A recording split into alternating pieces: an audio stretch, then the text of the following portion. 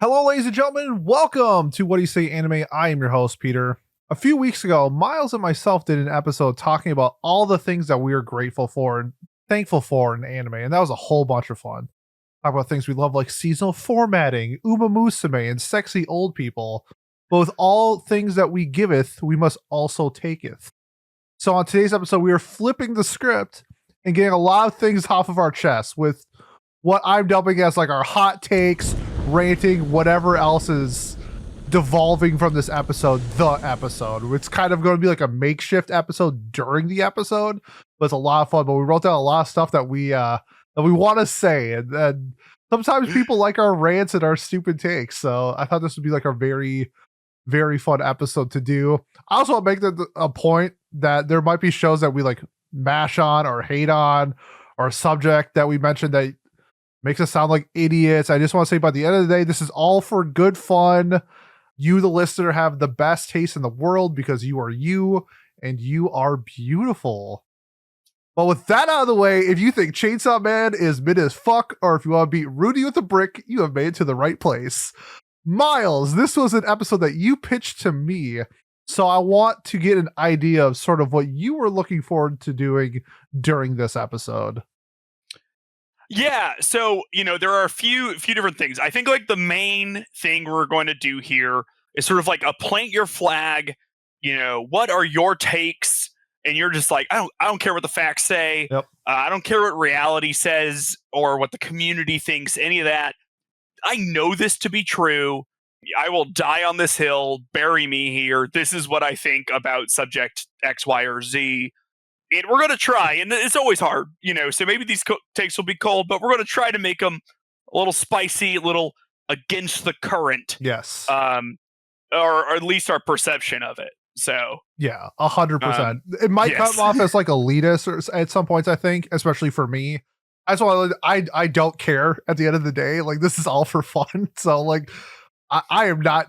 I might be dying on like my anime hill, but in my real life hill, I'm not dying on any of these takes. But sometimes it's like when you're involved with everything and you see some of the stuff that goes on, it just gets repetitive and old. And it's just like, man, sometimes people just need to shut up. So that goes for us as a podcast who talk all the time. Sometimes we need to shut up too. So Miles, did you want to start or did you want me to start? You know what? I'll start. Take it away. Okay, great.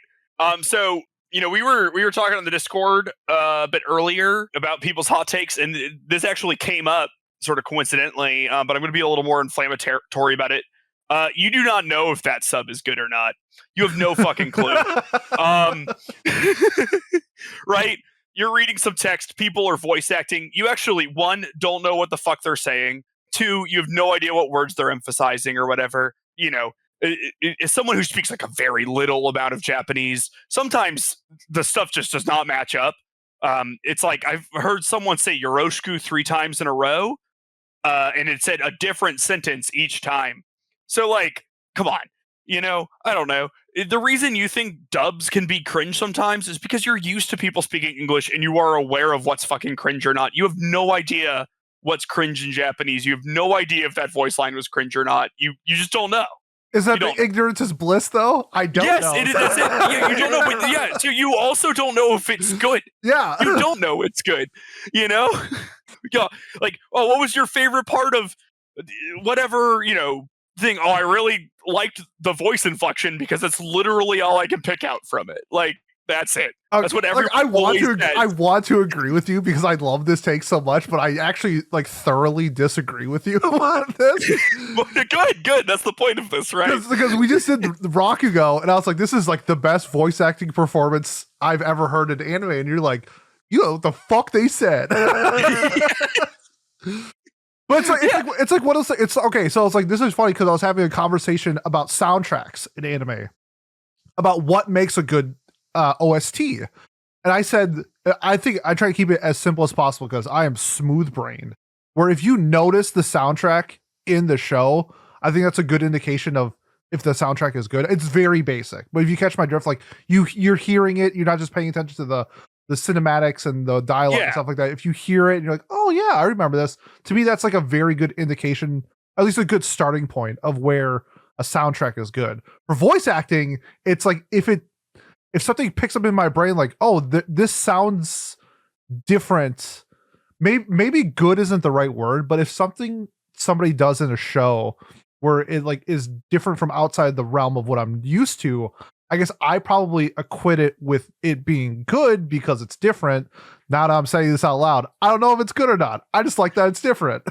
Yeah. So I mean, there are instances, right? Like, let's do pseudo harem from like a season ago, Love right? it. You could probably tell that voice acting is good. There are different characters. The general sounds that makes. So you can be like, oh, she's being the tsundere now, and she sounds like the tsundere or whatever. Like that is doable. However, there's like a lot more to voice acting, and it's like how you say the word, which syllables you emphasize, and there's like all of that stuff, and you just can't do it, and it's like pitch inflection is a huge thing in Japanese. I don't fucking know how it works, but lots of most of the people watching our podcast also don't. True. So I've always thought it was weird that people are like, oh, this is my like favorite voice acting performance, which is fine. You can like something, but like why? If you like had to talk about why, I don't know how you would ever break it down. I don't know how you do it. This reminds me of, I forgot what movie it was. Adam Driver had some like serious role that he was nominated for like best actor for. And everyone's like, I don't understand why Adam Driver is such a good actor. And then they cut out like the pieces of it, and it's just like him screaming the entire movie. And apparently just like screaming makes you a good actor. And so like, I feel like to some people it does. And then to some people, when you take it out of context like that, it's like, oh, this is so stupid. Same thing with voice acting. It's just like, I don't know if screaming is good or not, but I like it. So smooth brain for me. Well, I love that take. That's a fun take. Okay, good. Okay. My take, I'm going to start on a journey, but it's going to get to a point, I promise. So, okay. So I just went to an anime convention at the Wisconsin Dells. It was called Colossal Con North. If you ever have the opportunity and live in the area to go to a water park themed anime convention, do it. It was a fucking blast. But if you've never been to a con, if you've been to one con, if you've been to 100 cons, people set up panels during the convention that you can apply for. So with this, it's a great way to get introduced to a whole bunch of different fandoms. And the beauty of anime cons is there's so many correlations between other like nerdy fandoms. That's a great mix together. Like somebody was doing like a Star Wars panel, and somebody was doing like a Steven's Universe panels, because the parallels are all there. Like it makes sense. But there's got to be a certain point where enough is enough with fandoms introducing or whatever that you're doing your panels for an anime convention. So I went to, because this, what happens is they only have like a block. So you apply and you might not get accepted just because you apply. And the main point of what I'm going to get to is that if you go to an anime convention, the focus should be on the anime. Like it's cool that we like Hell of a Boss and whatever. Yeah, dude, fucking weebs love that shit. Oh no, are you ready? Oh my god. Okay, continue. Okay. So there was a panel that drove me crazy, and I didn't tweet about it, but it's a different one. So they set it up where it needed to be. It was like a panel on like architecture, and so I was thinking, oh, cool. This is going to be a panel on like the different architecture, like real life comparisons that are found in anime. That's what the description of the panel sounded like. I was like, that is a very unique panel. I am really looking forward to going to this.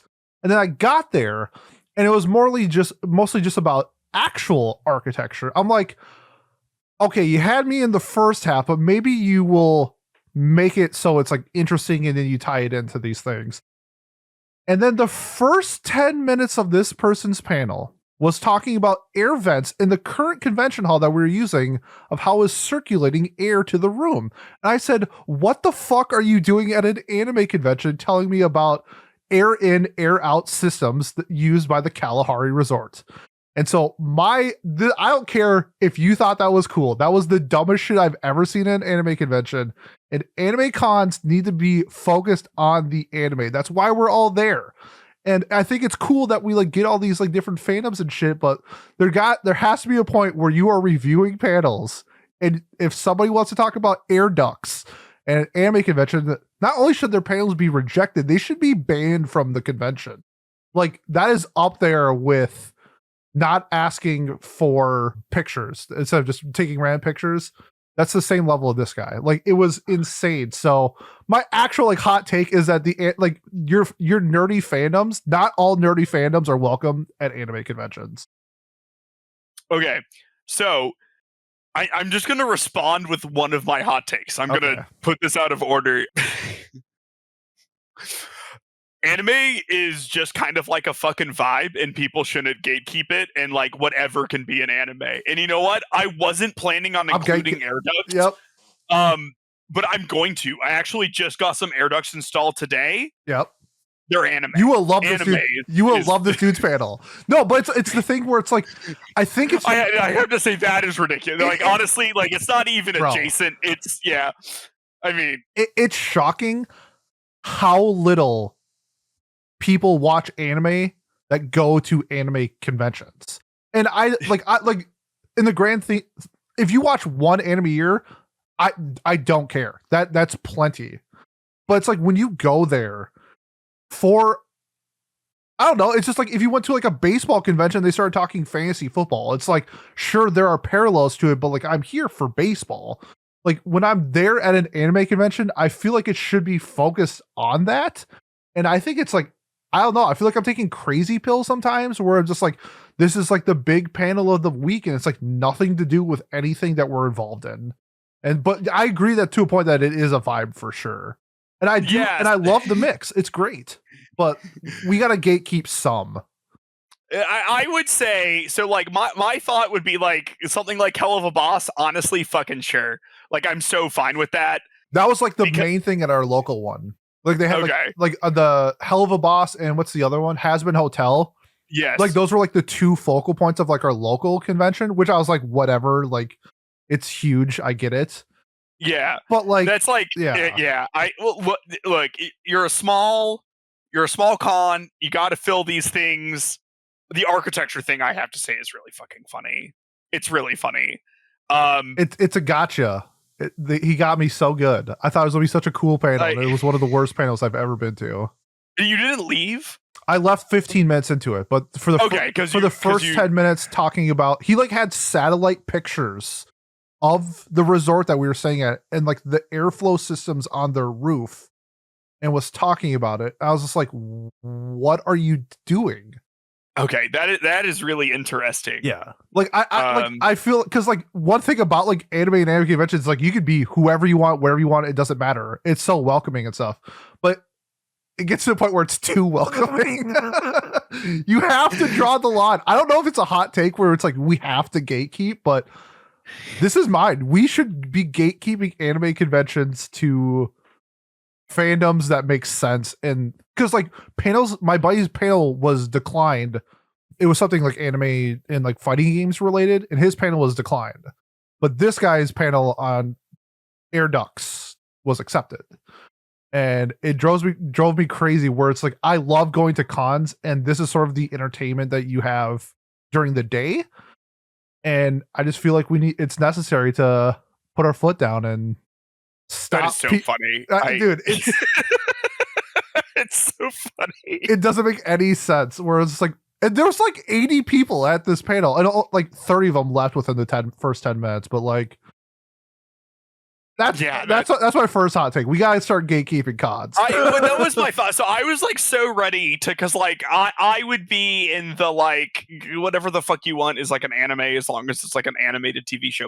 So when you were talking about this whole concept, I was ready to just hit you with it, but it was about air duct, which is the furthest thing, from that. Because like, okay, here's a hot take. Here's how I'll encapsulate the vibe part. Okay. John Wick is an anime. The live action movie John Wick. I think like, Fast and the Furious is an anime, so I get it. Yeah. Okay. So like that's like my thought, right? That there's like a mood to some of it, and some anime isn't an anime. Like March Comes In Like a Lion. Wow. Okay. Isn't You're a hoe. But yeah, I don't know. I just like the general, like, to me the gatekeeping gets so weird where you'll see things like the Rick and Morty anime or the Scott Pilgrim anime, like Mal will like not let them on, even though one is like made by Science Saru Yo, or oh, whatever.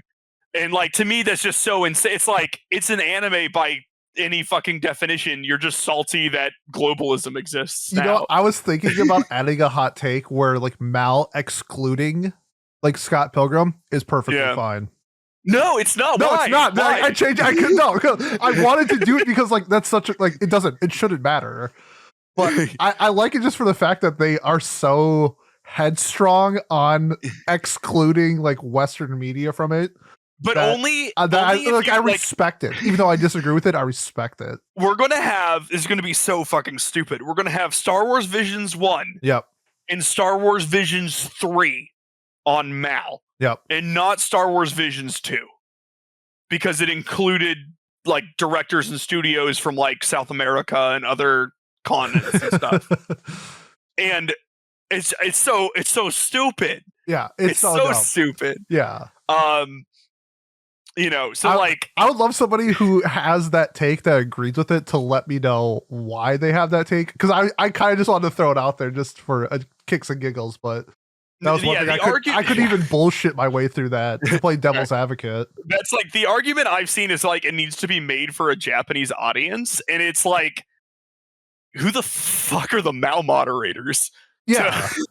If you look at like Netflix like statistics, like the most popular show on like Netflix is like K-dramas. It's like it doesn't need to be made for a fucking, they watch everything. It's not like they're only a like, I don't know. There was a poll about like what Japan's favorite anime was, like, I don't know how many years ago, 10 years ago or something, and SpongeBob. Yeah.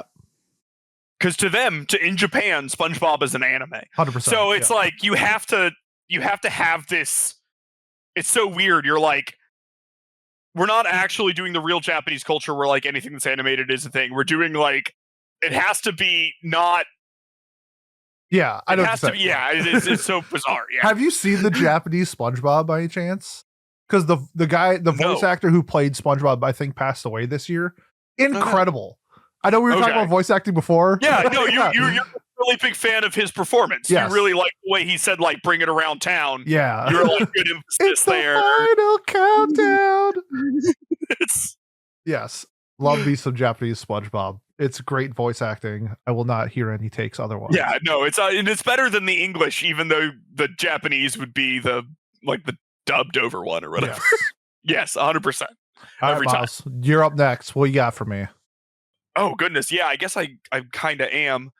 Okay, so my next take is, and this is something that I've espoused in our subreddit before, but it's something that I firmly believe, and it's, you like mecha anime. All of you. Oh, every single fucking one of you. Because all I hear is people saying they don't like mecha, and then like all of their favorite anime are mecha. And it's like, what the hell? You do. Why is mecha different than like comedy or something? Like, how many people, if you have Evangelion or Tapaturgar and Lagan or Code Geass in your top whatever, okay, just you like mecha, time, bro. Yeah. So yeah, there's tons of people in our Discord and just in the community. People don't like big robots for some reason, which is whatever.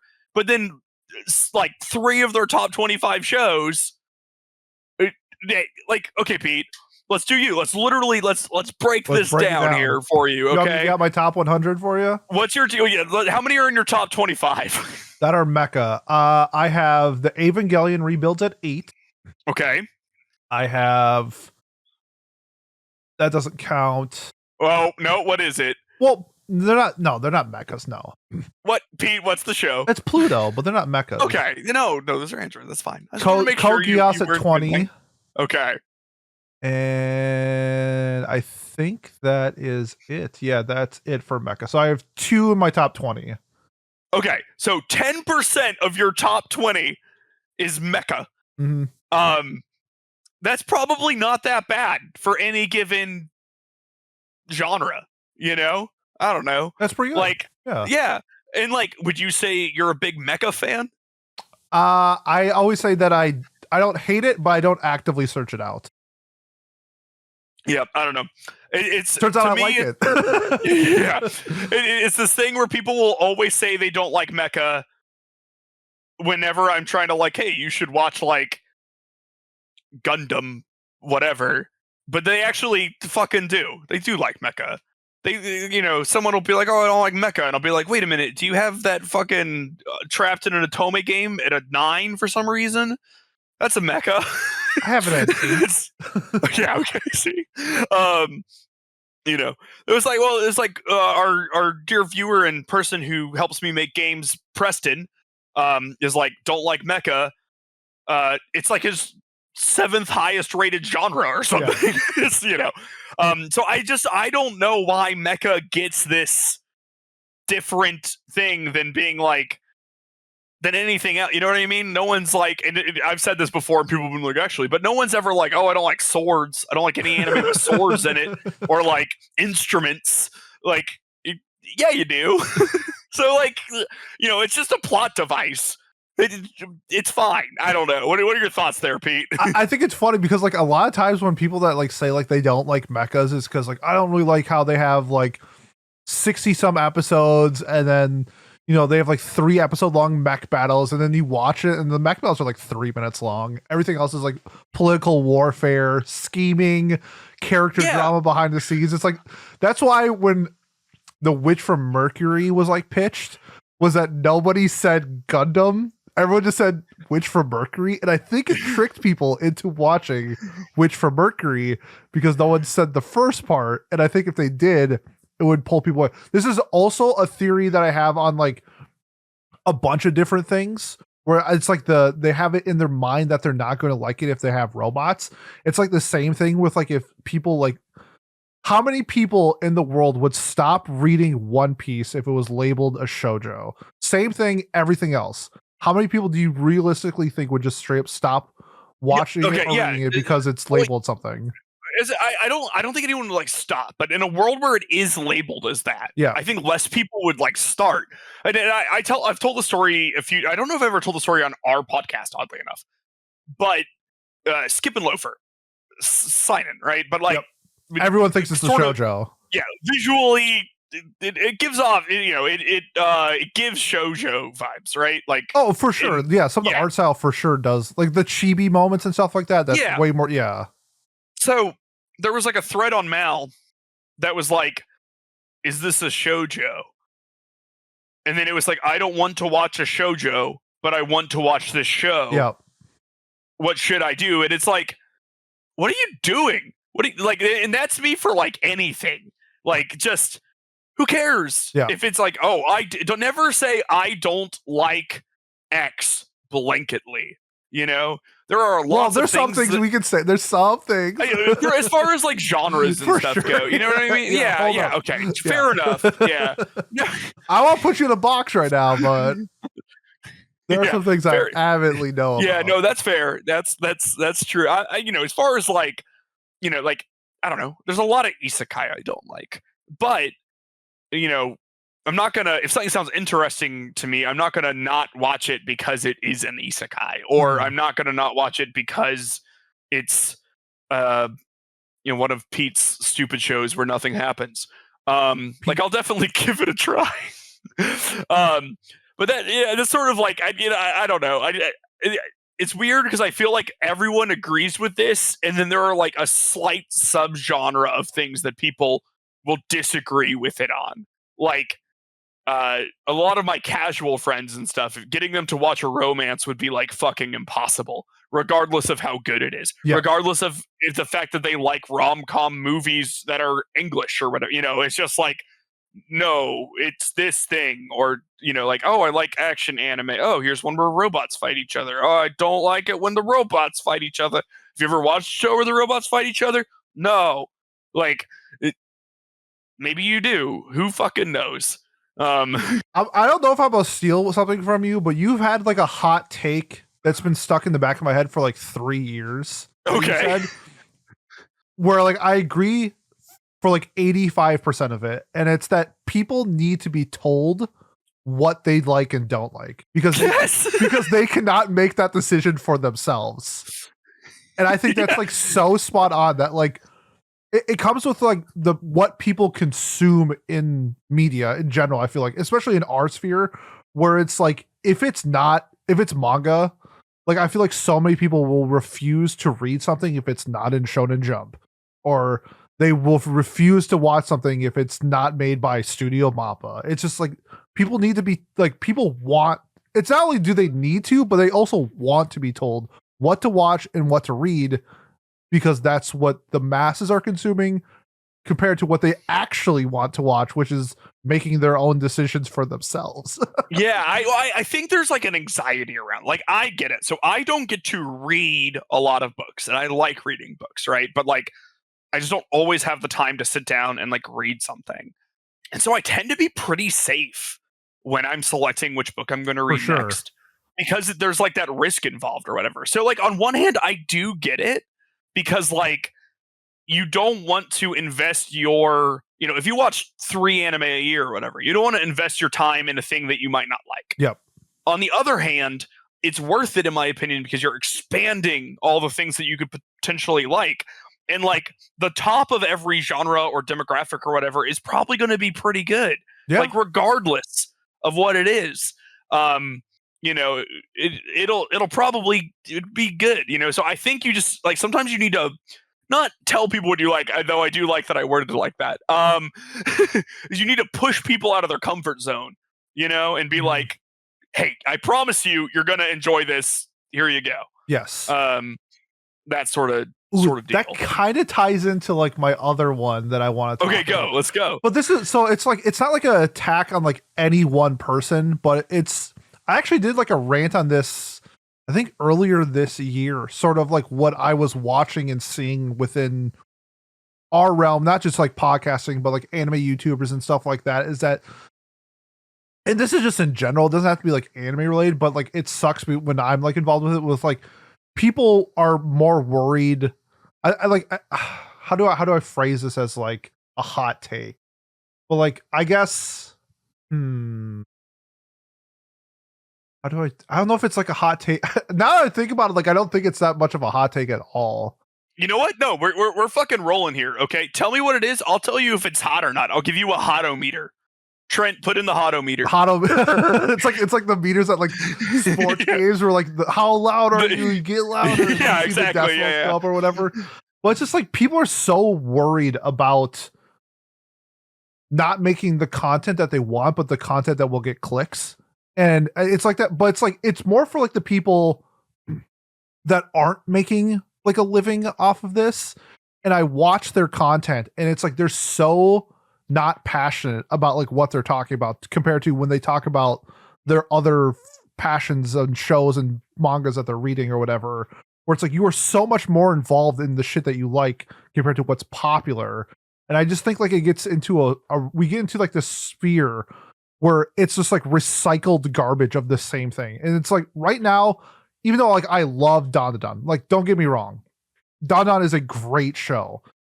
But I think last Saturday I saw like 6 people drop Dandadan videos. I was like, oh cool, like I'll check them out and see like what they're doing. And you just click it, and it's like you are obviously making this video because it's the hottest property right now. It's like everything you are saying right now is just nonsense. It's just, oh my god, he stole his testicles. We haven't seen an anime ever where a guy stole his testicles. And it's like, Dandadan is the most groundbreaking anime of 2024. It's like, no, it's fucking not. Like, it's a great show. But like, I'm gonna shout out Rob, even though he's my boy, Shonen Showdown. Love Rob.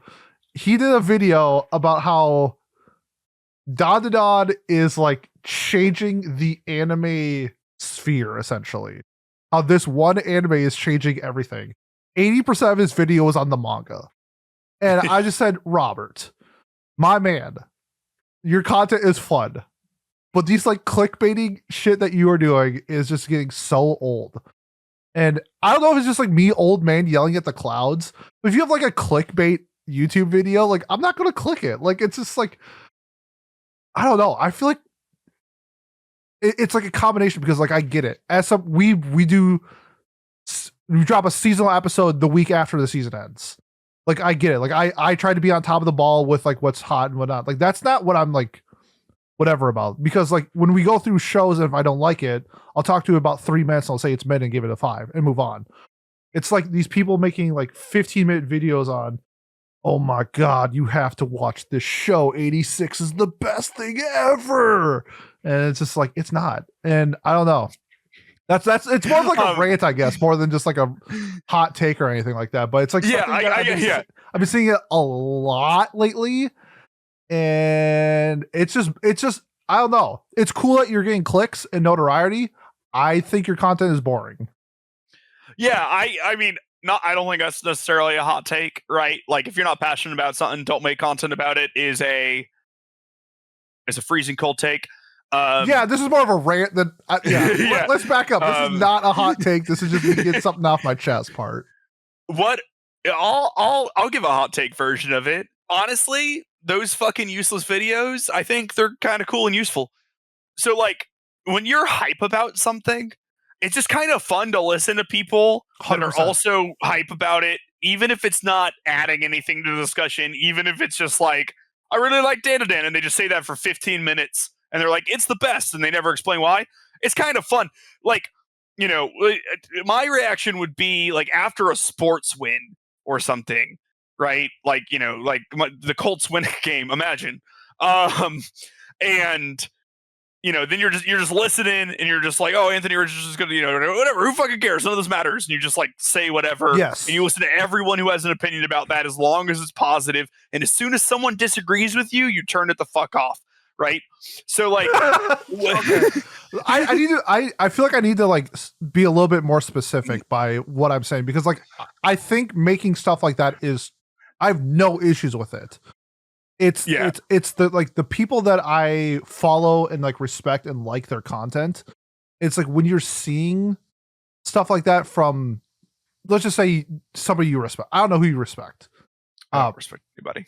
You don't respect nobody. Okay, perfect. Yeah. So if you were following like this channel for like 5 years and everything they put out is great, and then they start glazing because it's the hottest new thing, and then like that's where, to me, it's where it's like I'm connected to like the person and like their passion and what they're doing for it. And when they're doing stuff like that, it's like it loses everything that I followed you for.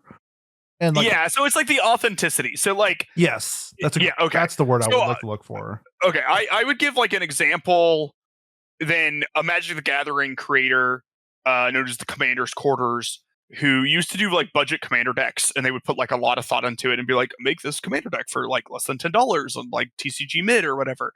And then Universes Beyond happened, and like he might have had a little bit of a mental break because of this.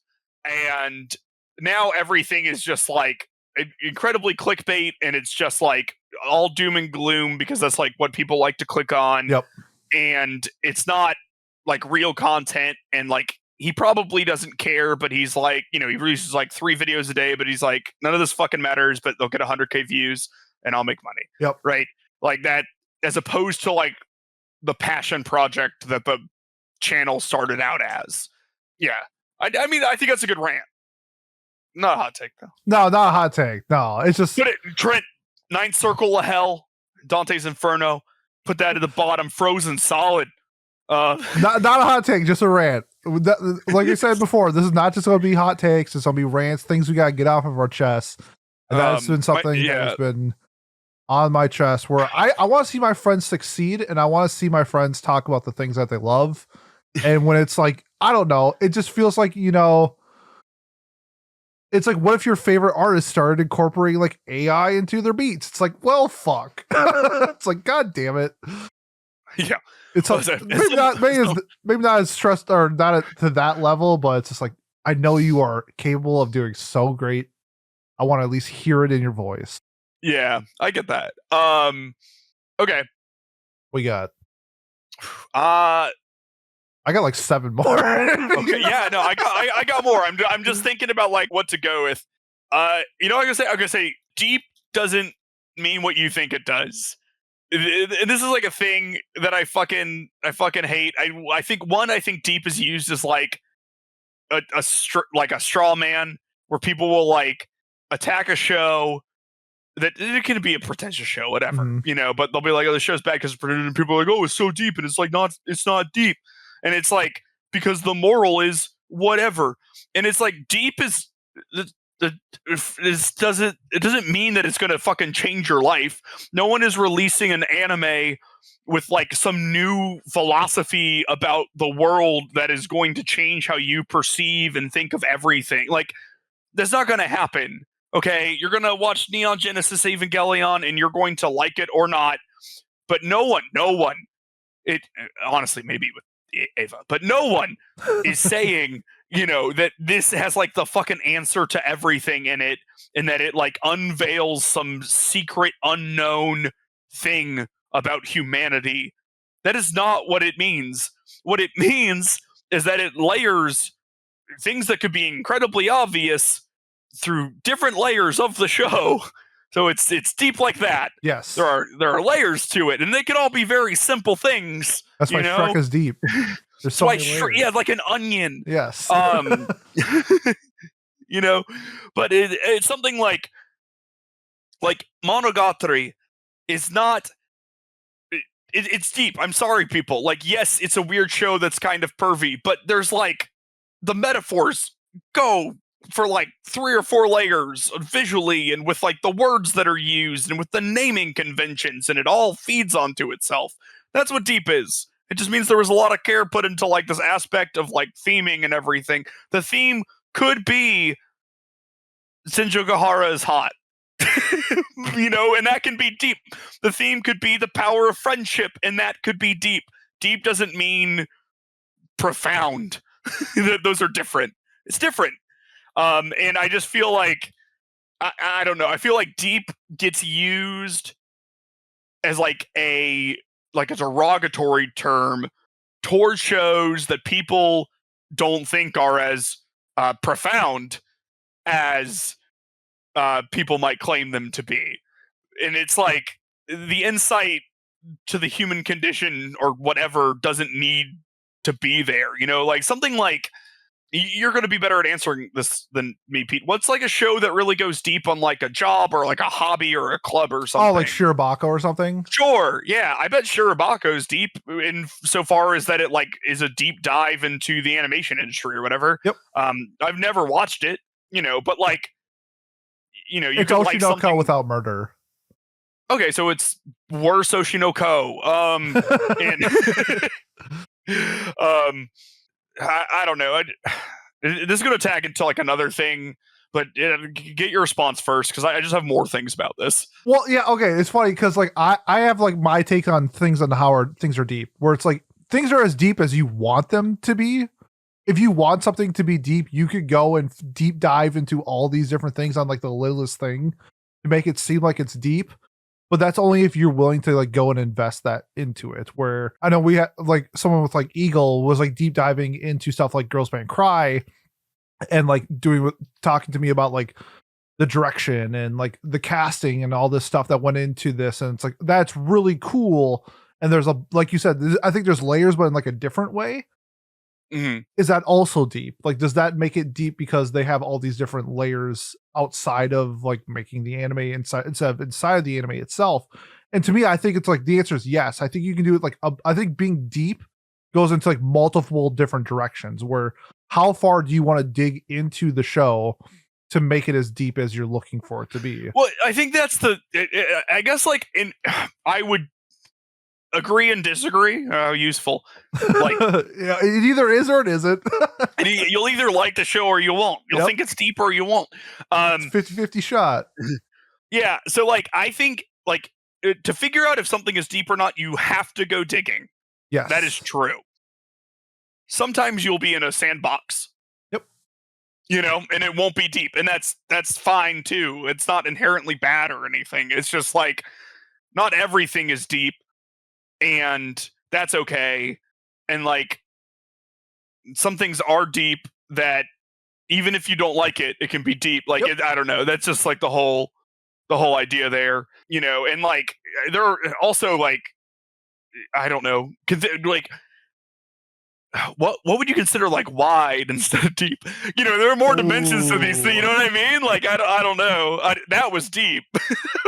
Wide, maybe. I guess maybe. I feel like something that like is longer lasting could go wide. Like One Piece probably has like a bunch of shit you could dive into, but like like each arc has like their own whatever that you could dive into. So maybe so maybe like, One Piece is wide.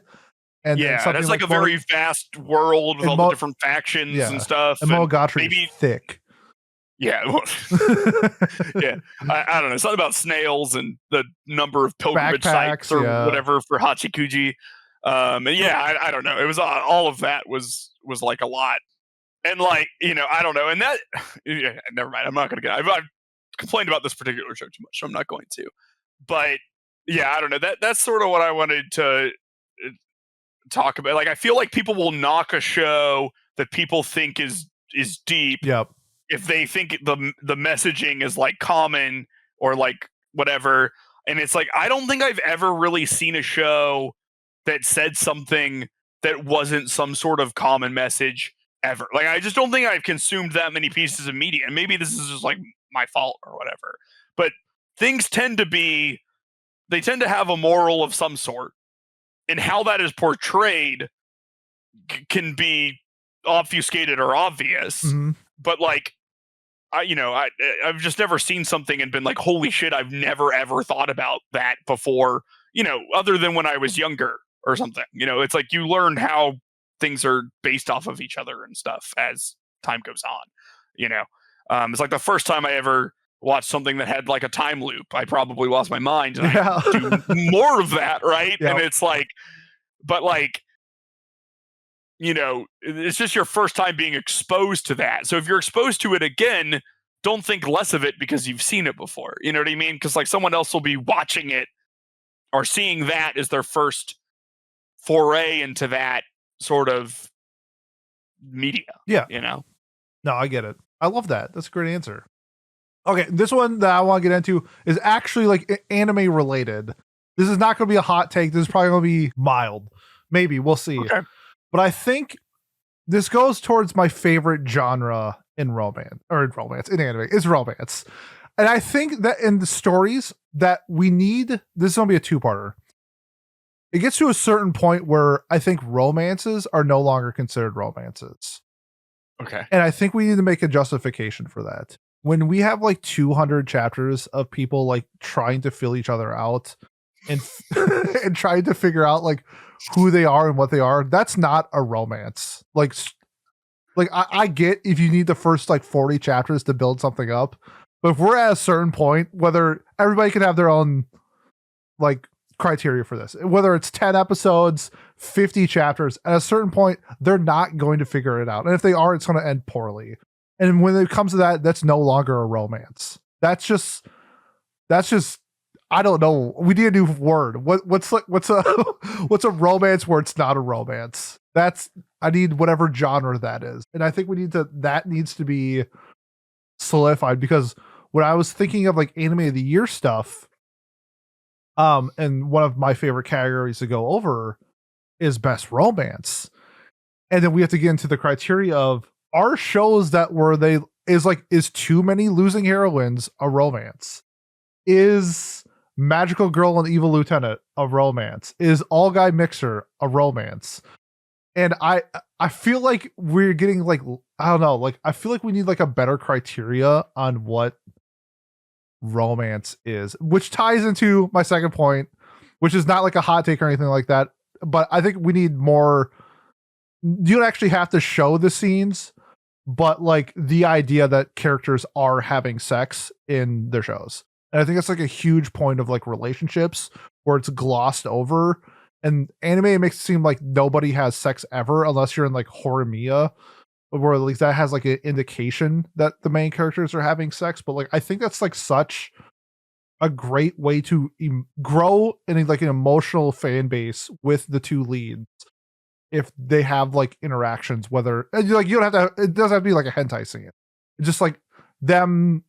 So you want to see full pen? I do not actually. I do not. And like more anime, just like full penetration. So like, I hate anime does this, and like how like Mushoku Tensei does it is just like fucking awful, and I hate it. Where it's just like in the next morning, there's like blood on the bed. It's like, motherfucker, like they never have like the conversation after or anything like that or before. It's always like that's the like I don't want that. I don't want that. I want the scenes of like telling you like after you have sex with somebody, like all your emotions are like it's like a wave. Let me first I want to hear some pillow talk and I want to hear some after pillow talk. Okay. So that's more of like a rant / mild hot take, I think, on like romance and shit in anime. And Miles, do you have any thoughts? Yeah, I do. I have lots of thoughts on this. One, I fucking hate what you just told me about the fucking Oh, bro. Mushoku Tensei. Bro, It's just like I found out something about the light novel that makes it worse. I was like, Rudy is the worst person in the world. like the weird focus on like virginity there is gross to me. Hate it. Yeah. That being said, I love virgins. Not me, you Miles. Yeah, so here's my hot take. Something like Too Many Losing Heroines is more of a romance than oh my god, what's the show called? A Sign of Affection. Yes. That's exactly it. That's an insane take. No, it's not an insane take because when two people are dating, they're just dating, right? So like like I don't know, name any movie there's like a married couple in it. Is that a romance because it's focusing on a couple? No. The Notebook. No. Yeah. Okay. Yep. Obviously not a romance. But that's the thing. What percentage of the Notebook is about them trying to get together? Well, that's a movie. What percentage, Pete? 89. Yeah. Sounds right to me. And when they're together, they can't even remember it. But it's like I hate that. Like once, I hate the idea that like once you're a couple, it's like the fun is over. Like Miles, is your life over because you're married now? Like, yep. Oh, okay, never mind. Scratch everything I said. That was a freezing cold take. No, I mean it's not right, but like they're, it just becomes more normalcy, right? Like okay, let's view a terrible romance that you love, that a lot of the community loves, despite how bad it is. Toradora? No. Okay.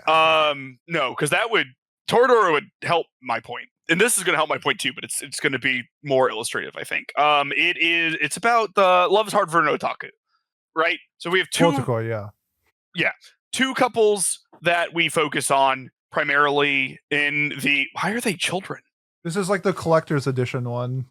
Because they met when they were kids. Yeah. Oh, yeah, I forgot. Yeah, they're childhood friends. Yeah, I forgot the extreme romance of like, I've met you before, want a date. Wanna fuck. Really, truly romantic. Anyways, there are two couples, right? There's one couple that is already established. And then there is one couple that is like newly established, still getting to know each other, still trying to figure out what they're doing. Which one do you think is more romance focused out of those two couples? Depends on what you're into, especially for Otakoi. What do you think, Pete? Answer the question. The new couple. Yeah, that's because that's the point. It's the point of the romance. It's about getting together. It's about sorting it out and overcoming some sort of barrier in order to get to the goal, which is like to be together. Both. What if you could not only write a lead up, but write like an aftermath of like everything that comes after it? Because I've seen animes where it's like, or maybe more along the lines of like manga, of having these characters in established relationships and still having fun, still being romantic.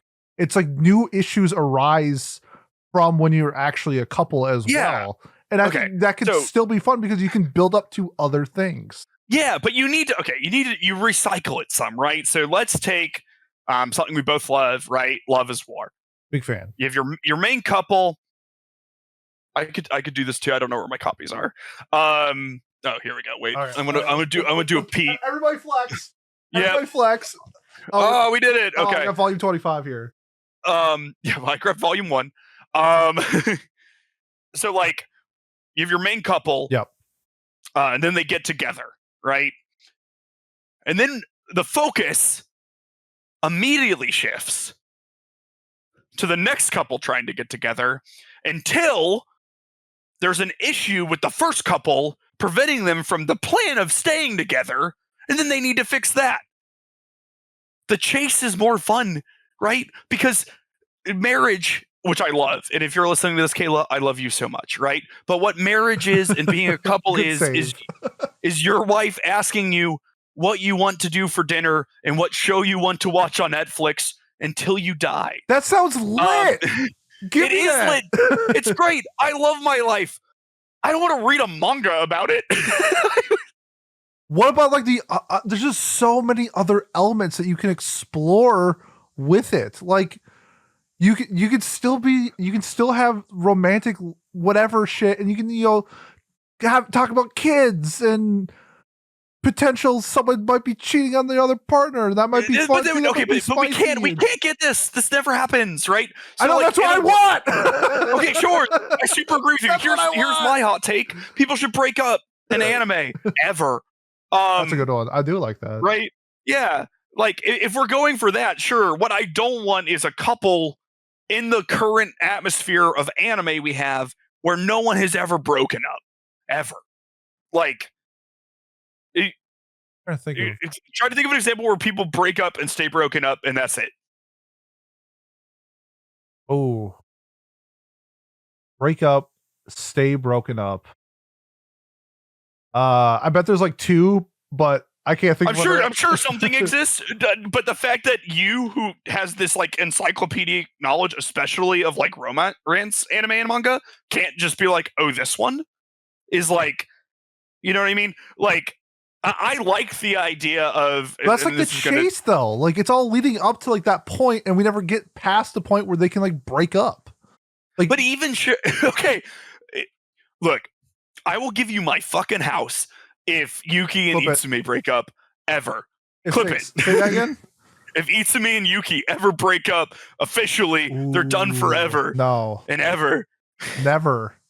Yeah, that would never happen, right? And like, I always like the idea of like, I don't know, in like an American show like Glee or something, like before Finn dates Rachel, he dates Quinn, right? And so you have like that sort of thing. Like people don't start. I've always liked like the Jim and Pam thing where Pam's dating someone else. I like that sort of dynamic. I wish we had more of that.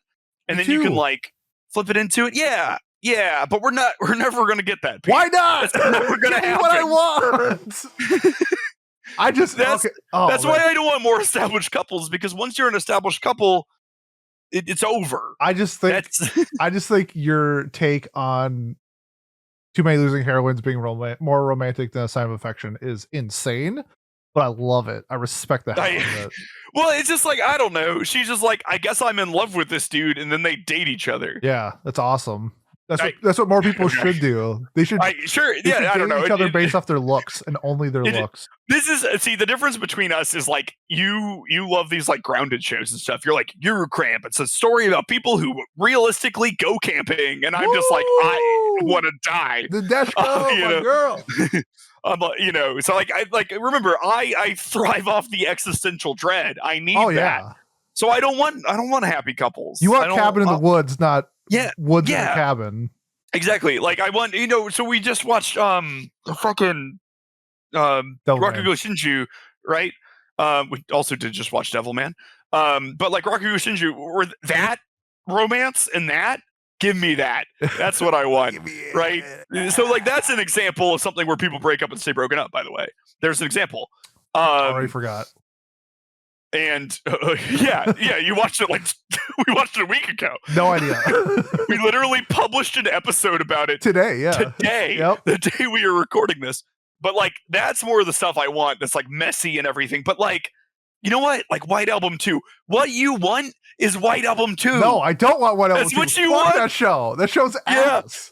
Remember, Pete, the other take you agreed with is that people need to be told what they want, and I'm telling you, you want White Album 2. I want White Album 2 if all of the characters are not presented as like the smartest people in the world, if they're presented as dumb people I would respect the hell out of White Album 2. Not, High School of the make, Elite Album 2. Oh, people make mistakes. I don't care. The show doesn't present these people as Okay. people who make mistakes. You want Scum's Wish. Maybe. I haven't seen it. I know. I need to watch that. I've been saving it for already. Whose turn is it even? It's yours. Let's do like one more if you got a big Okay. one. Or if you got a couple, just run through them. Okay, well, I have one. Shows. If you make a show and it is dark, dark doesn't mean mature inherently. It doesn't mean deeper inherently, and it doesn't mean better inherently.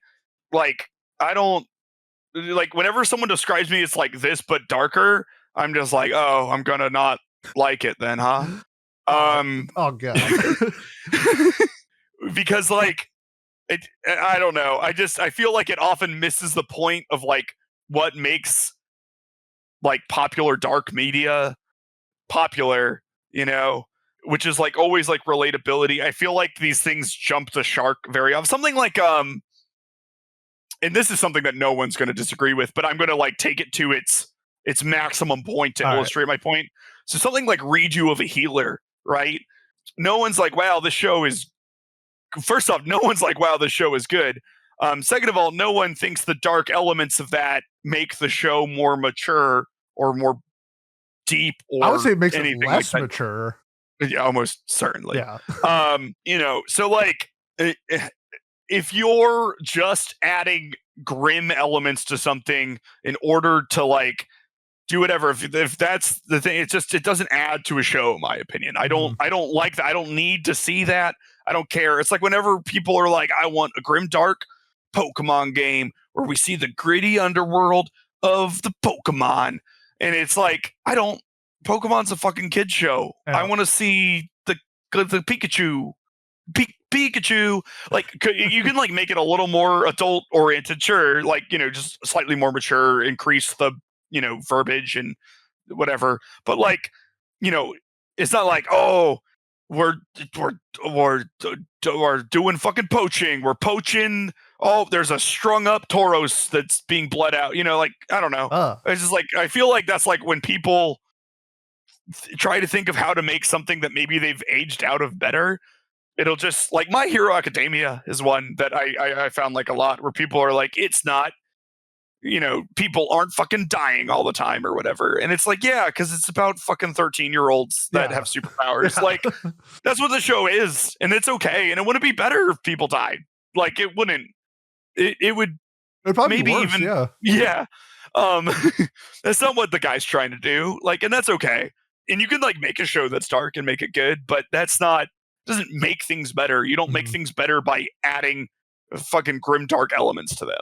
Is a big thing in my mind. Yeah, I think like it needs to equate to something that it's trying to present in the story, where something like Redo of a Healer is like the exact opposite.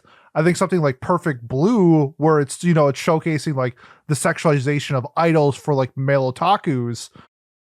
Maybe you don't agree with it, but at least I think in the context it makes sense of like why they're portraying it the way that they're doing it in like the story. Well, yeah, it's looking at the dark elements and like showing you that it's ugly. Yeah. Right. And like, that's not what Redo of the Hero does, or Redo of a Healer does. Like, I'm pretty sure you're supposed to masturbate when you're watching that. There's some, yeah. You're definitely, which is also funny because it's like in Japan, like more women than men watched Redo of a Healer, and then in the West, it's like 99% men, I think. Oh my Guilty God. as charged. I did. You watched it? I did watch it. I did. Oh my God. I gave it a 2 just for reference. Fair enough. Touche. It was awful. It is a terrible written show, and it's like, have you ever seen like the meme where it's like, oh, you don't like dark humor, and then the dark humor is just like sexual assault? It's like, that's not funny. Yeah. It's like, yeah, it's like when someone's like, oh, I was only joking, and like, what was the joke? And the joke was like, I put a swastika on screen. Yeah. And it's like, oh, that's not a joke. Oh, that's a swastika. Jokes are funny. Like, that's not funny. Yeah, I don't know. That's one too. And it's like, I don't know. These are just sort of things where, like, one example is that, you know, I talked about how I liked Madoka Magica to someone, and someone was like, oh, you'll probably like Magical Girl Sight. And it's like, No. Those shows, no, those actually couldn't be more different. Like they both are dark, and one is dark and bad, and also like it doesn't make it more mature, and it's sort of like I sort of view the. You ever see the movie? Well, you've seen Saw, I would assume. I've seen Saw? like 1 and 2. Okay, have you ever seen the movie Hostel? I know what it's about, but I haven't seen it. So to me, there's like the difference there. Where Saw, they're both torture movies where people get tortured, and like I'm not going to blame anyone for not liking that, right? And it's like sort of like a grim topic, but like the point of Hostel is to watch people get tortured. Yep. And like Saw, it, regardless of how well executed, has like a other point. There's like a more interactive plot. There is something that it is trying to do via its darkness or whatever. And so like that's sort of the big distinction to me, that like dark isn't really like a genre or like a category, in my opinion. It's just an element that some shows have, but it is by itself almost irrelevant to if I will enjoy something or not. No, I couldn't agree more. I think we both have the same like ideas of like what we think of as like dark and whatever in our media and like how we perceive it. So couldn't agree more. I'm gonna get to my last one. This one I actually think might be spicy because based off how I feel, how I see people on like Twitter and Discord, and I don't know if I've ever said this opinion publicly out loud. So okay. So when people say like things like, "Oh, you shouldn't trust the scores on like Mal or Annie List for like how good a show is," yes, you should. You absolutely should. This is, if you've ever taken a stats class or if you've ever taken a survey, this is exactly what it is. It is a survey of the people who watch this type of content and their rating. This is a very good way of understanding if the same people who are willing to sign up for a website that logs your anime like a specific show. And I just think it's funny when people are just like, "Oh, you can't trust whatever, blah blah blah," and it's like 400,000 people who signed up for this this website voiced their opinions on it. Yeah, you should. It's a very it's a very clear indication of like the masses of how a show is perceived. And I always thought it's funny when people like don't do that. I'm like, that's literally what a survey is. Like, these are all just surveys. So yeah. So I'm going to say there are some points of this I'm going to disagree with. You need to know the biases, right? Because Mal has its biases. Things like, as you have mentioned, shoujos, joseis, things like that, they're going to be scored a little lower 100%. on something like Mal, right? Things that, again, break certain norms of anime are going to be lower. Things with like unhappy romantic endings, things get knocked for that. So I would say being aware, yeah, things that are 3D animated, right? CGI. Yep. That's going to get knocked. So know if you care about that or not. Things that are Western in any way, they're going to get knocked on Mal. So be aware of that. Yes. But also, generally speaking, I completely agree. Like, if someone shows me something that's like a 5 on Mal and is like, "Trust me, it's good," I'm not going to trust them. Yep. I'm going to trust the group at large. That's my thing. I mean, that's what 100%. Like. There's advanced analytics where you can break it down by like gender and age and stuff like that to get a better understanding of like shows that maybe you would like more or less versus like the popular vote. But I guess it's more along the lines is like people use Rotten Tomatoes for movies as like the baseline score. Like people don't say, "Oh, it had a 9.1 on IMDb." They say they got a 91% on Rotten Tomatoes. Like that's what we use. And then in our sphere, it's either Mal or Annie List. And most of the time they're very similar. Like I don't think there's like one show that is just so drastic on one site versus the other. But it is a great tool to get a common grounding on a specific show. And when people, it's more along the lines of people saying like, it's not a good resource to use for whatever. It is as somebody who is in a corporate analytics role, it is a fantastic resource to get all the data that you are looking for. It's like when people were like, when you were in college and they're like, you don't use Wikipedia as a source. 95% of my sources were from Wikipedia. It's like, yeah, you can use Wikipedia as a source. I feel like Mal and AniList are sort of the same thing, where it's like, oh, it has an 8 point whatever on Mal, and be like, oh, that doesn't mean anything. Yeah, it does. It means a lot, actually. So I don't know if that's a hot take or not, just because I see a lot of people that like completely disagree with ratings, even though they use because everybody uses like their own system. But I think that's for like most surveys in general anyway, that you sort of like, even if it's a 1 through 5 and 5 is like strongly agree, maybe most people don't use that, or they'd use it a lot. So I just gotta say, like, I think it's an incredible resource to use. I think it is a great understanding of where a fall shows within the people who care enough to make an account and to log it. Also, my mild hot take, maybe not. Mal and AniList, they're the same. They're both ledgers. They're both there to record the shows that I watch. One is not better than the other. I don't care. It's just straight up. I literally use it to log what shows I watch. It's the same thing as a notes app on a phone. They're the same thing. Yeah, I would have said that until one time during our Secret Santa, I got just like a Word doc that was shows people had watched, like just a list of it, and like it's not the same as either of those two. Well, there's not like links to it. There's okay, like running it on a piece of paper is going to be different than electronically logging it on a database. But in terms of like being a ledger to record the shows you watched and the score you gave it, they're the exact same thing. I don't care if the UIs are prettier. I don't care if the other one uses decimals. It's literally there to record shit for me. So I don't know if that's a mild or hot take or whatever, but it depends who you ask. I think, I agree. I know people who definitely disagree, and I get why they do, right? Because like people like tweaking things a certain way. 100%. I have one last one, if that's okay. I'll see if I had any more. I might just do like a speed thing at the end. Oh, you would do a speed thing? Because I saved what I think my spiciest one is for last. Okay, let me just run through what I wrote down because I really don't care. Okay, cool. What do we got? Impact should be the most important factor when resolving anything that deals with violence. I don't care how flashy fights look. If the impact or the relevance of the fight don't mean anything, it doesn't matter.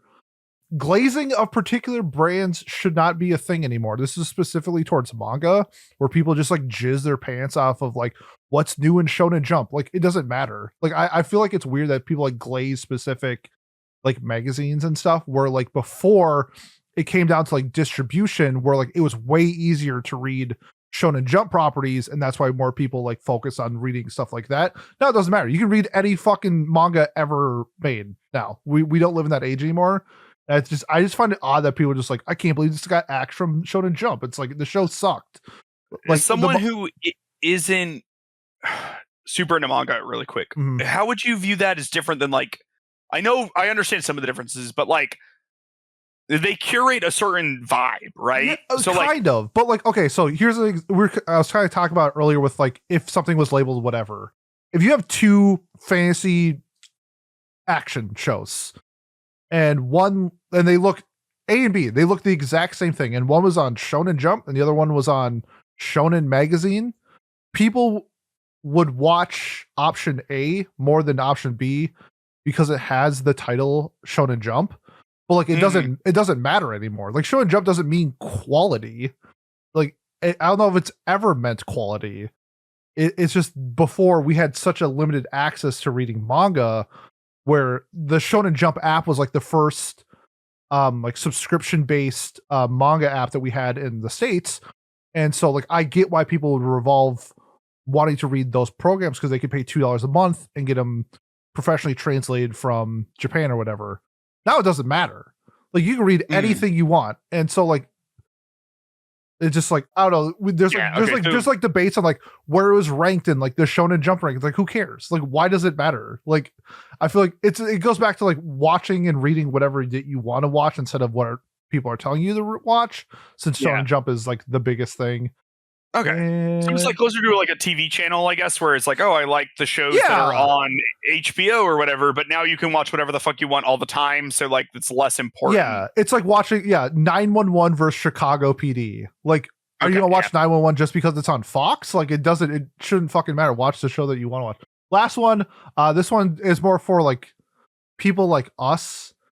Okay. But if you are a creator in the sphere and you want to build a community, you need to build it, not your community. Like, I see so many people start up Discord, start up group chat, start up all these things, and their intention is for them to build it around their brand and have the people that they like recruit build it for them, or instead that you should be creating the community or whatever that you're trying to build.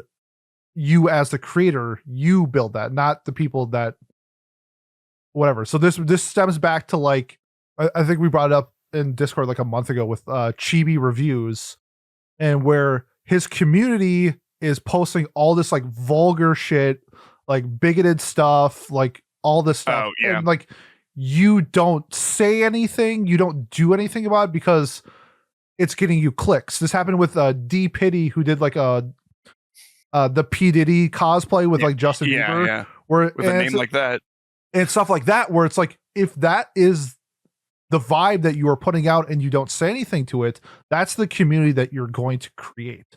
If you don't do anything about it, then your community is going to curate you instead of you doing it the opposite way. So I would just say, like, if you are looking to build something like that, everybody does this. And some people just do this as like, they create like a video essay and they just want to like express what they want. They have no intentions of building interacting or whatever. That's completely different. It's people who are like going out of their way to, like us. I want to find like-minded adults who like anime, just shoot the shit and whatever. If you don't make that known, or if you don't curate that and you let somebody who's toxic and build that toxicity, it's just gonna get worse. So that's sort of my other thing, where it's just like, so many people that I see in the sphere just don't care as long as it gets clicks.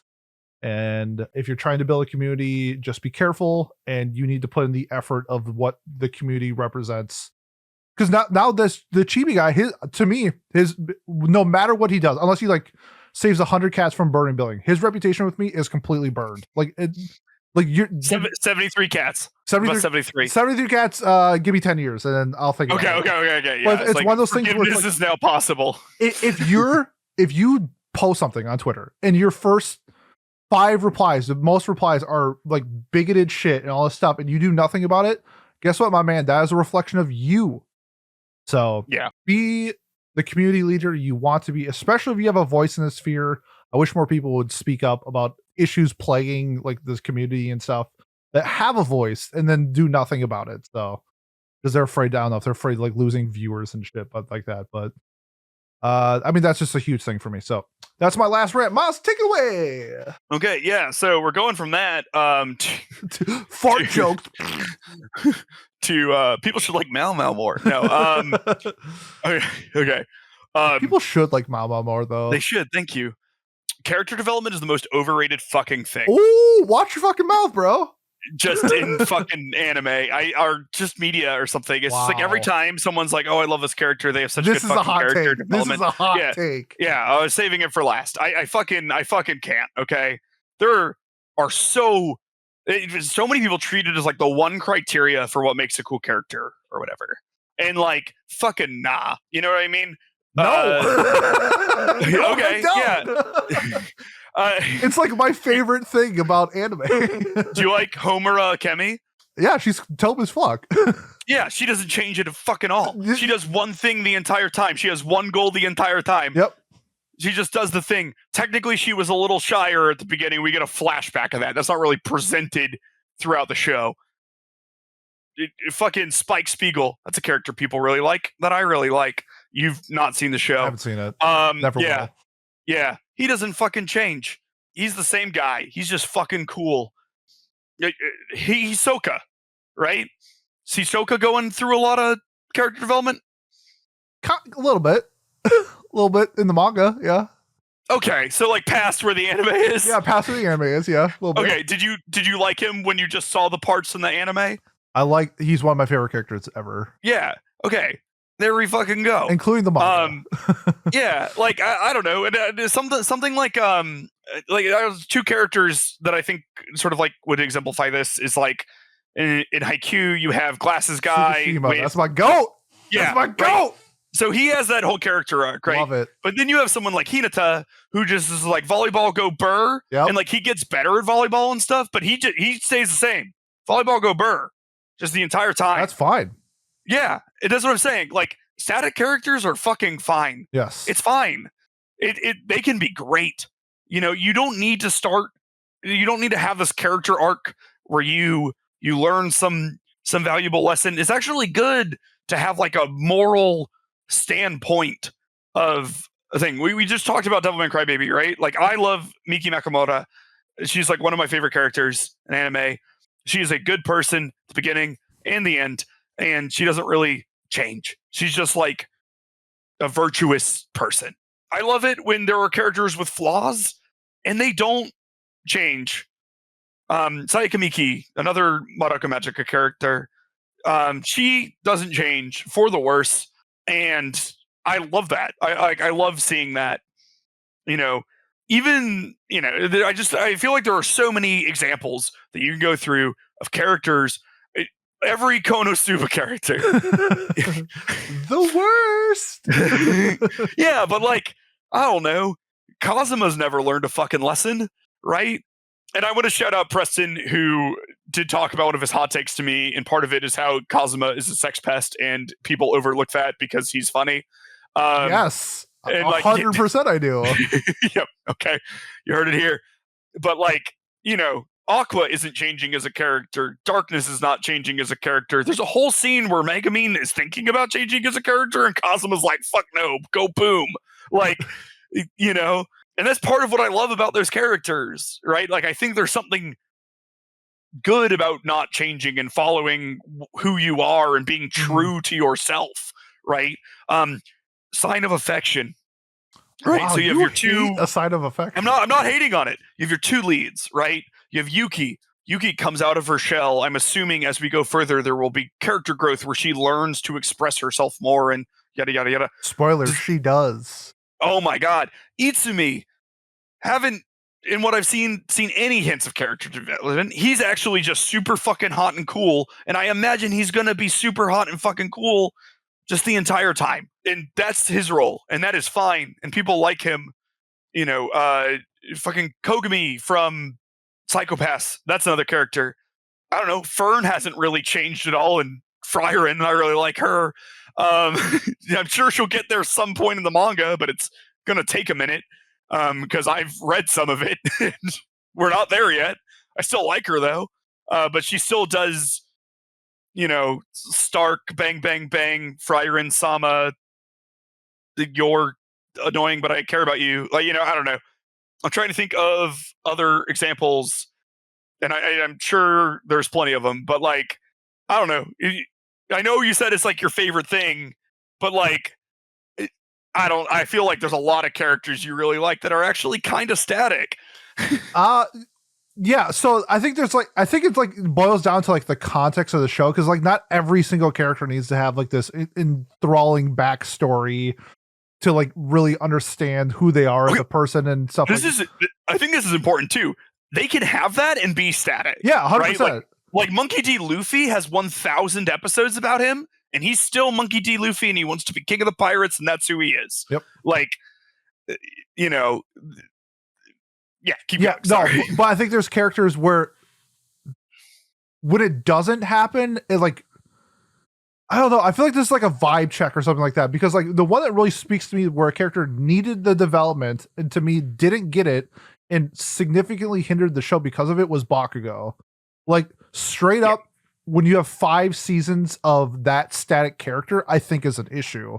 Where I think that can be an issue with not having character development. But I don't know. I think this just comes out like the things that you were looking for in the things that you like in anime, where to me, resonating with characters is a huge thing and development is part of that. And yeah, no, I mean, I agree. And so like, but I also would want to flesh out like character depth and how well they're fleshed out, and character development, right? Sure. You can have a character that is two-dimensional or whatever and not very well known. You don't know their motivations. They have character development, right? They just change their mind on something or whatever. Or they become a different person because X, Y, or Z. Then you could have a character that doesn't ever change, but you completely understand their psyche and all of that, you know? I don't know. It's like weird. Like, okay, do you think Asuka in Neon Genesis Evangelion has character development?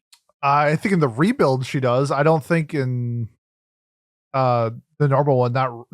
Kind of, because like so she's like so like, I feel like with her development you needed a lot of time because she's like such a damaged individual that in the span of what we got in Evangelion wasn't enough to like flesh out everything about her.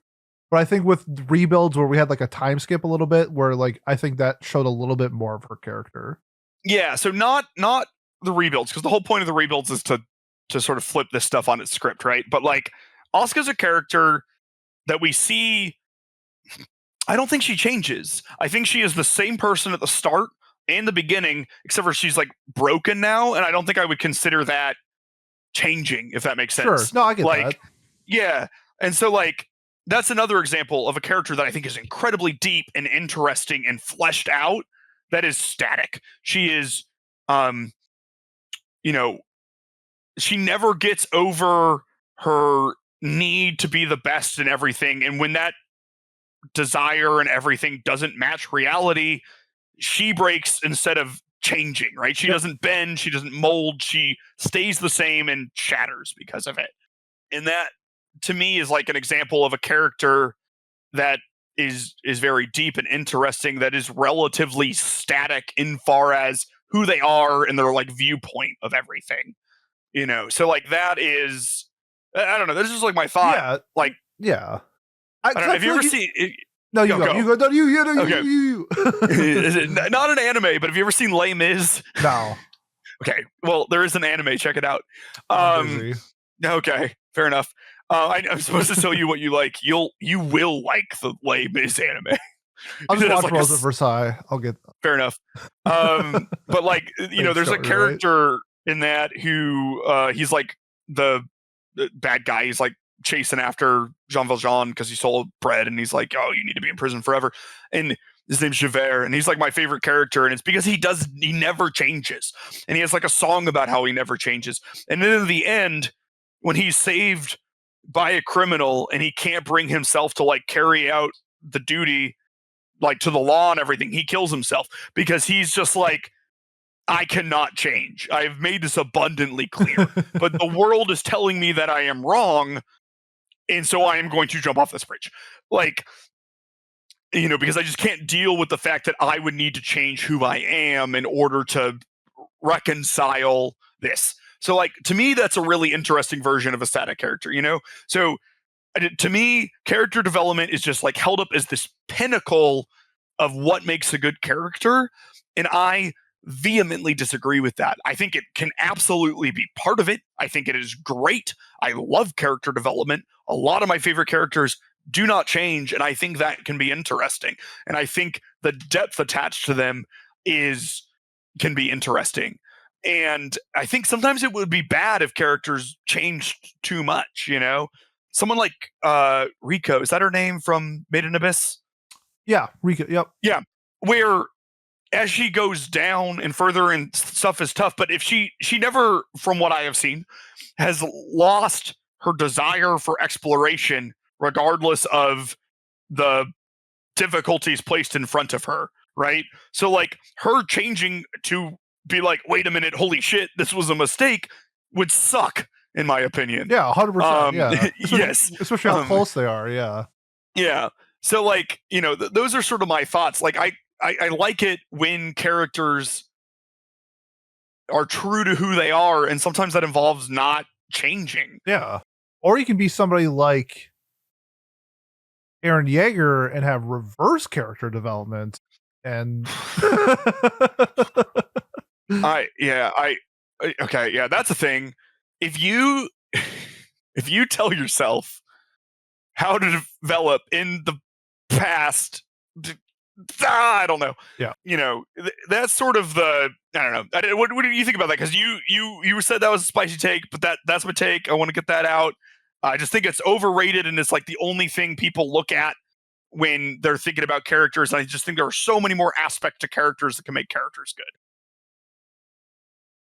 I think this kind of goes back to like your deep conversation too, when you say like, like a character is like deep and well written, and you could have like, well, what does it mean to be well written? I think I agree with like your Monkey D. Luffy take, where it's just like he's been the same character, I think, forever. I'm sure there's little whatever tidbits throughout the story. When I was Googling like top static anime characters, like a lot of One Piece fans said he was static. And maybe that was a year ago and he's changed. But at some point, if you're static for 800 episodes, you were static for long enough for me to count you. Yeah. And it comes down to like people love Luffy. So to me, I think that's just like the benchmark of like what a good and well-written character is if people like them. So when it comes to like character development, though, this is more along the lines of like, if you are looking for that in anime, like not everybody looks for that shit. So that I think that's where it's different, where it's something I seriously connect to. It's something that why I love Mob, why I love Boji, why I love Guts. Like it's these characters that do have huge character development moments that I grasp onto more than say somebody like a Monkey D. Luffy. Like that's why Mob is one of my favorite characters. It's why Gus is one of my favorite characters. It's because they have these moments in their shows to develop them as a character. So I think I like once you got through everything, I think it was a less of a spike, because once you like explain it, it's like it makes way more sense. But I think it's just it's, the presentation is sort of the thing. And like, I think having good character development is good. Like we just watched Girls Bang Cry recently. I love Nina. She's one of my favorite characters of the year. And, she has like really good character development and like self-realization and everything. Who doesn't so far have like a ton of character development? Who? Mao Mao. Yeah. But it's like, this is like when we talk about like in the context of the story, does she need to? Because if she doesn't need to, well, that's fine. Yes, the only exactly, and that's because I guess what you could do is like for next season, if she has like an interaction with a guard, like maybe she just takes a step back or something like that. That's character development, like learning from what happened from before. That way, you don't get hit in the face or something like that. Like it can be as simple as that, and then Mama is still the character that she's always been, which is her gremlin self. Yeah. I don't know. My thought is just like in a lot of these shows, like you liked Uma Musume. Season 2 specific. Season 1 was fine. Season 2 is the goods. Yeah. Yeah, but like I don't know, like the Horse Girls Go Burr at some point, like even in that, like they deal with adversity. Gold Ship. She doesn't do anything. Yeah, she doesn't do. Yeah, that's what I'm saying. You know what I mean? Like. You could have a great character, not Gold Ship, but like you could think she's great. Like she is. No, she is. She's perfect. You can like. You're allowed to be wrong. She is the perfect horse girl. I put it in an AI generator and it spit out Gold Ship. Yeah, and let me see if I have. Maybe that's a bad thing. If that's I don't know. Maybe it's a good one. I only have a special week here. I don't have a Gold Ship. But like the show where opera girls fight each other. Review Star. Yes, some of those characters are pretty static. They do the thing. Yeah. Sarza, relatively static, has a goal. She goes for it. She's going to achieve it, and you adore Sarza. She's my favorite female character in anime. Yeah, and like I don't know, like I'm sure she has like some moments of development, but I don't think she's changing fundamentally as a human. She wants to play Lady Oscar. That is her goal. She is happy. She is Genki. She does all of these things, and she keeps going at it. That's my girl. Shout Sarsa.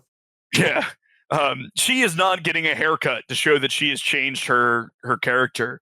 I wish she like my girl hair, though. Nino up there. Fair enough. That'd be sad. You know what I mean? Because like. Sometimes character development is great. Like when Nino goes from drugging Futaro to being like, wait a minute, motorcycles are hot. I should date him. Yes.